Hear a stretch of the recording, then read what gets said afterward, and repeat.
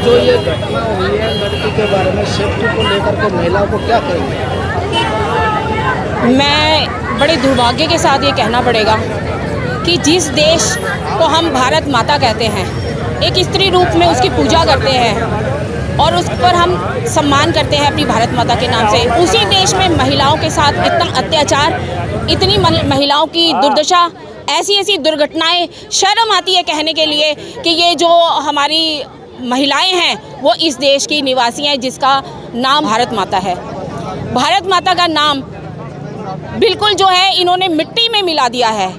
ऐसी दुर्घटनाएं जो हो रही हैं महिलाओं के खिलाफ, हमारी चाहे दिल्ली सरकार है या भारत सरकार है, सभी महिलाओं के लिए बड़ी बड़ी योजनाएं लाती हैं, उनकी सुरक्षा के लिए नई नई चीज़ें आती हैं, लेकिन आपके सामने है ये चीज़ें, जब दुर्घटनाएं ऐसी होती हैं तो हमें दिखता है कि सच्चाई कहाँ तक जो है वो सच है और धरातल पर कितनी सच्चाई है इन योजनाओं में। दिल्ली में या हमारे भारत में कह लीजिए, और हमारी दिल्ली में तो कतई भी महिलाएं सुरक्षित नहीं हैं। ऐसी ऐसी घटनाएं जो है जो हमें शर्मसार करती हैं, नित्य नई घटनाएं होती हैं। मैडम जी, आप ये बताइए, जैसे नई साल को 31 तारीख को लैंड ऑर्डर कर दिया, हर थाने में जब पेट्रोलिंग करता तो पुलिस के बारे में क्या कहेंगे? यही तो शर्मनाक बात है कि पुलिस प्रशासन कहता है कि हम तो इतने एक्टिव हैं, हमारी इतनी गश्त है, इतने लोग जो है पुलिस जो बल है वो हमारा तैनात है सुरक्षा के लिए। और ऐसा सेंसिटिव दिन 31 दिसंबर का दिन, जिस दिन सब लोग कहते हैं कि हम लोग जो है पूरी रात जो है एंजॉयमेंट करते हैं और लोगों का हुदड़ंग मचा रहता है, ऐसी सेंसिटिव रात को इतने पुलिस प्रशासन होने के बावजूद ऐसी दुर्घटनाएं होती हैं, तो हम खुद ही कहेंगे ना कि पुलिस क्या आंखें बंद करके बैठी हुई है? इतनी जो दुर्घटनाएं हो रही हैं तो पुलिस को नज़र नहीं आती हैं। इतना पुलिस प्रशासन होने के बाद जो तैनात है और फिर भी ऐसी दुर्घटनाएं होती हैं, तो कहीं ना कहीं लगता है कि ये सब जो है झूठ है, छल है, कपट है, जो कि महिलाओं के साथ किया जा रहा है। ये कहीं ना कहीं ऐसा नहीं लगता जैसे सेंट्रल गवर्नमेंट का भी जमलत में कोई ढिलाई बढ़ती जाए? मैं तो पहले ही कह रही हूँ, इसमें जितने भी ये जो सरकारों के ठेकेदार हैं, चाहे दिल्ली सरकार है और चाहे केंद्र सरकार है, सभी की जो है मिली भगत है। अगर उधर से ही ऊपर से ही अगर इतने कानून, ऐसे सख्त कानून बन जाए कि कोई भी अगर दुर्घटना होती है या कोई भी ऐसा अपराधी है जो इस तरह की घटना को अंजाम देता है, उसके साथ अगर सख्ती बरती जाएगी तो कोई भी माई का लाल नहीं है जो महिलाओं की ओर टेढ़ी निगाह से देख सके।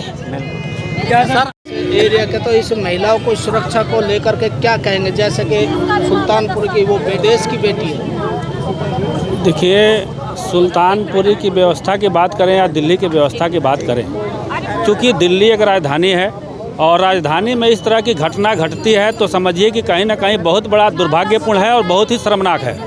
क्योंकि दिल्ली राजधानी है और वो सुरक्षित नहीं है। दिल्ली की माताएं बहनें, दिल्ली की बेटियां सुरक्षित नहीं हैं। हम कहीं ना कहीं ये नारे लगा रहे हैं कि बेटी बचाओ, बेटी पढ़ाओ।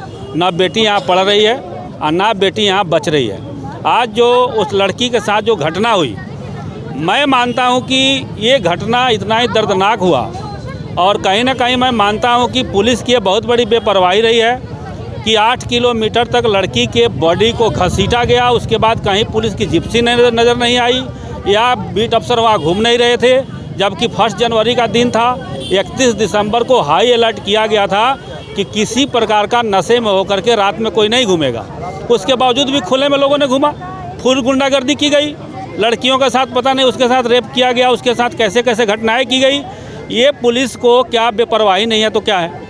और सारा का सारा जिम्मेवार पुलिस है जी, सारा का सारा प्रशासन है और कहीं ना कहीं प्रशासन इससे बहुत बड़ा शर्मिंदगी में है और दिल्ली के लोग शर्मिंदगी में है कि दिल्ली राजधानी में इस तरह की घटनाएं होती है। तो मैं कहता हूं कि ये बहुत दुर्भाग्यपूर्ण है और इसके लिए मीडिया के माध्यम से मैं बताऊंगा कि पूरे दिल्ली के लोगों को इस लड़ाई को बड़े स्तर पर लड़ना चाहिए, इस देश के नेताओं को लड़ना चाहिए, दिल्ली के नेताओं को लड़ना चाहिए और हम लोग बिल्कुल उसके साथ हैं और हम इस लड़ाई को लड़ते रहेंगे। लेकिन एक महिला को और आज जो है सड़क के बीच उसकी शनाख्त नहीं की गई, उसको भी रोन दिया गया, उसमें क्या कहेंगे? देखिए, बीजेपी की सरकार और सरकारों की बात हम आपको नहीं करेंगे, क्योंकि सरकारों को किसी मिनिस्टर को जिम्मा नहीं दिया गया, ठेका नहीं दिया गया कि सुरक्षा व्यवस्था वो कायम रखेगा। वो वहाँ का मान लो कमिश्नर नहीं है। हम ये कहते हैं कि जो कमिश्नर और पुलिस है, पुलिस को जिम्मेवारी दी गई है कि जो भी घटनाएँ होगी, जो भी अवैध काम होगा, इस तरह की घटना होगी, उस पर पुलिस रोकथाम करेगी।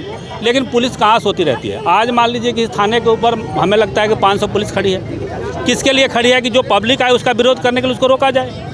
ये तो अगर वहाँ पे 10 पुलिस भी होगी, 5 पुलिस होती, एक पुलिस वर्दी में खड़ा होता तो शायद मुझे लगता है कि ये घटना नहीं होती और बचाया जा सकता था। आप अपना नाम बता दीजिए। मेरा नाम जयराम हुआ जी, मैं RWA का प्रेसिडेंट हूँ, HDI लेबर कॉलोनी का, SC ST welfare board Delhi सरकार का मेंबर हूँ।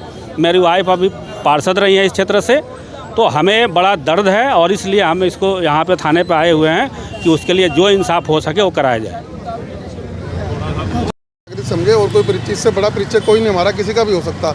मेरा सवाल ये है कि बड़ा दर्दनाक हादसा हुआ है। मेरी भी बच्ची है 20-22 साल की, हमें भी रात को भेजते हुए डर लगता है क्योंकि वो भी जॉब करती है।